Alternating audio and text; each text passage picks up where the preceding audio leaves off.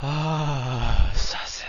Hello, everyone. This is Attack the Backlog, the podcast where I, Mark Kuznez, tries to make a dent in their backlog one game at a time. This episode is all about Big Rumble Boxing Creed champions. You know what they say, if you love Creed and love boxing games, you're going to love Big Rumble Boxing Creed champions. Well, good news for me, because I hate the Creed movies, and as far as boxing games go, Punch-Out is cool. I kind of remember liking Ready to Rumble boxing, and I kind of like Big Rumble boxing. I know, you're surprised. You were probably expecting me to dump all over this game from second one until this episode was done. I'm sorry to bother you, that reference serves no purpose and I should probably get out, but I don't want to go to Atlanta, even if only for a short term of 12 rounds, and just like that, we've come full circle and are back to boxing. Big Rumble Boxing is a perfectly fine arcadey boxing game reminiscent of other perfectly fine arcadey boxing games like Ready to Rumble Boxing. That's probably why the title is so similar. However, what fun there is to be found will be found in 30 minutes or less and won't last as long as that extra large pizza you ordered. Even worse, Big Rumble Boxing will set you back significantly more, coming in at $39.99. This is the ultimate failure of Big Rumble Boxing. If it was a $10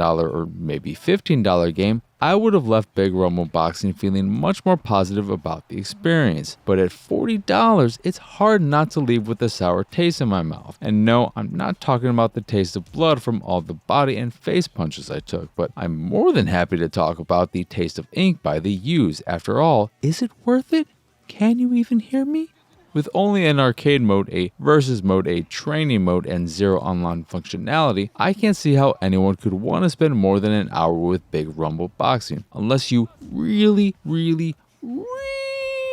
want to unlock every character, which you do by completing arcade runs or through winning versus matches, or you find the individual story arcs engaging even though they're too wordy, poorly written, and overflowing with cliches. There just isn't that much to do. I do, and almost said do, appreciate the fact that every character gets their own story arc for arcade mode, but that doesn't matter when the writing is as bad as it is. Also, regarding the arcade mode, why the fuck are there occasional training montage minigame collections? As far as I could tell, the only purpose they served was getting high scores, but high scores you can't compare to others on a leaderboard, and zero character/ability improvements to show for your button mashing and matching. They just seem to be there, and that's never a good reason to include something in your game. I've said this before and I'll say it again, more is not universally better. Speaking of more, I don't see how the boxers could possibly sweat any more than they do. And I'm not talking about after a match is over or after a few rounds have come and gone. Right from the start, every boxer is drowning in their own juices. It's like last-gen sports games all over again. And to that point, a lot about Big Rumble Boxing feels very last-gen, from the visuals, which are okay but nothing special if you ignore the very plasticky nature that makes every character look more toy-like than human-like, to the general vibe that just feels old as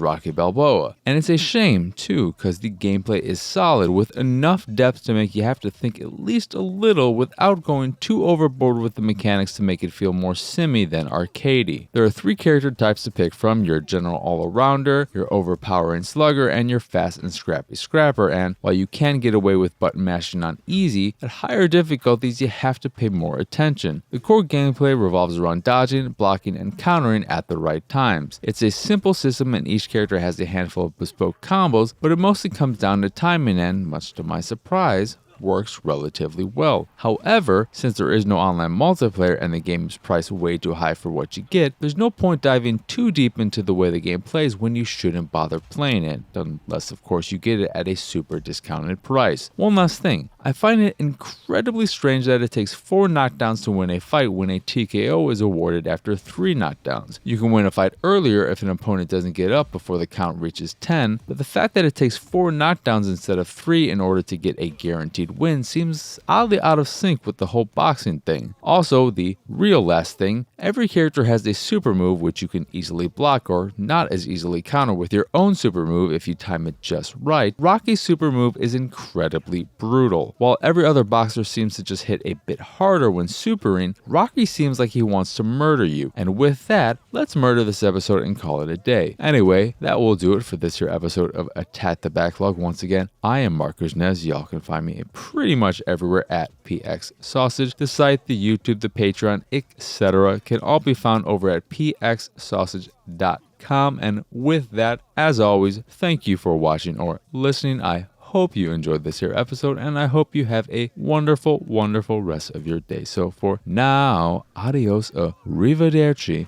bye!